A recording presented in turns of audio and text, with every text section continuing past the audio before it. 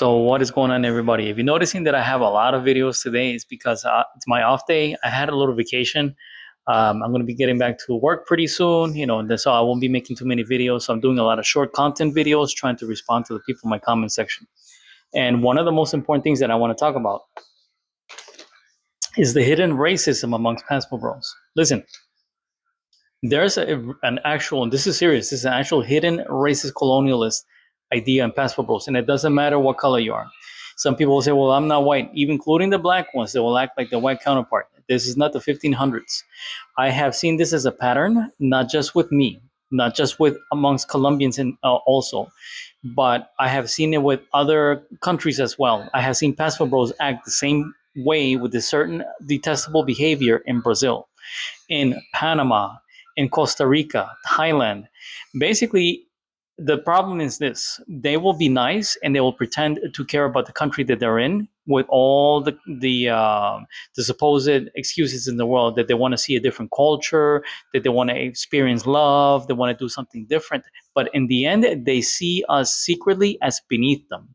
They do not care about our cultures. They do not care about our languages and our traditions. They do not care about our histories or anything else. To them, we are just toys for their amusement, for their pleasure, to satisfy themselves. Because as soon as something happens, like what happened in Colombia, what they're stopping mass sexual tourism of these men. Okay, all of a sudden they start attacking us. They start attacking me. They start attacking our women. That we are the worst of society. Coming up with all these strange lies, talking about how there's mass women who have children and are fatherless, which I mean children with fatherless households, and they make you want to seem like there's prostitutes in every street corner and everything else. And not just with me, I've seen it happen in Brazilian channels, because I can read Portuguese very well. I understand it. I mean, able to speak it, but I understand it very well because I've had Brazilian girlfriends. I understand Portuguese. I just can't speak it. And the horrible things that they will say in Brazil, same thing, that you're the dirtiest nation that there is, that you hurt your own people, feminicide and everything else. Only then, that's when it comes up. But before that, they're smiling to you.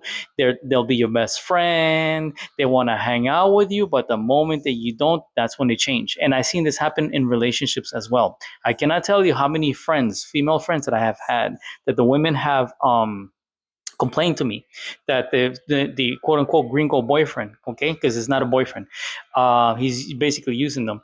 When they get into an argument, they start calling them a third world four-letter word, and that she's always going to be a third world four-letter word. And I cannot tell you how many times that I have seen that women who have gone to the United States to be with a man from a different country, and he mistreats them and he abuses them, they will be manipulated, if telling them that they will take away the passport, telling them that they four-letter word, okay, from the third world, and that that's the only thing that will ever become in the entire lives. Don't you think that is a form of abuse? That is very abusive. And this is a hidden form of racism. This is basically the new colonialist. This is not big, I'm sorry, but because this is not the 1500s, because of people in my background, because this is not the 1500s, okay? Us people have the ability to read the internet, and we're able to stand up, and it hurts the little feelings. So that, how do they react? They react like little children. They throw temper tantrums. They'll accuse us of having the most horrible society, that we're so violent, that we have DRUGS, that we have feminicide, that we are terrible fathers or terrible mothers. And my question to you is this: if we're such a horrible country, if Colombia is such a horrible country, if Brazil is such a horrible country, if Thailand is such a horrible country, then what are you doing there? The reason why you're there is because you're there to satisfy your sexual urges. How many times have some passports come and tell me, oh, that's what I'm not. The majority are sex tourists.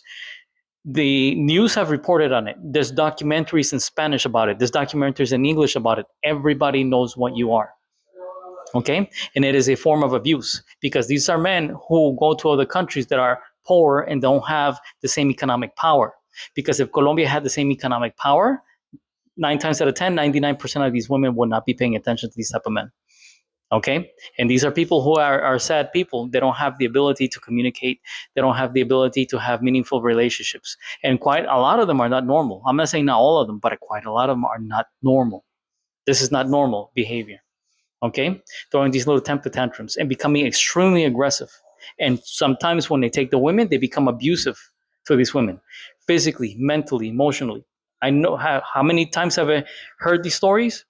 I can tell you many stories. And this is the reason why I have an issue with Passport Bros. Colombia se respeta. You respect Colombia. Respect my fellow countrymen as countries as well. Brazil, Costa Rica, including Panama. Even though Panama and sometimes in Colombia we have a little beef going on. You know, if you know the whole Chill Capo situation, you know. All right. So yeah, this is Ray Condor signing off.